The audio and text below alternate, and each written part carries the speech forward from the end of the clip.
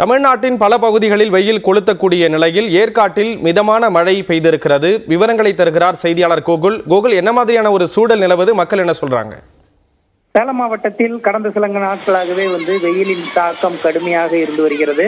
இதனால் மக்கள் கடும் அவதிக்குள்ளாகி இருக்கிறார்கள். குறிப்பாக சேலம் மாவட்டத்தில் இருக்கக்கூடிய சுற்றுலா தலமான ஏற்காட்டிற்கு பெரும்பாலும் சுற்றுலா பயணிகள் சென்று வருகிறார்கள்.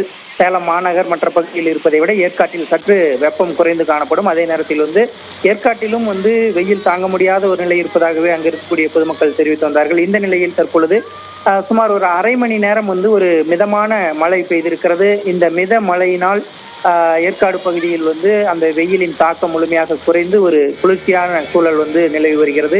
இதனால் அந்த பகுதிக்கு சுற்றுலா வந்திருக்கக்கூடிய சுற்றுலா பயணிகளும் அங்கு இருக்கக்கூடிய பொதுமக்களும் மகிழ்ச்சி அடைந்திருக்கிறார்கள்.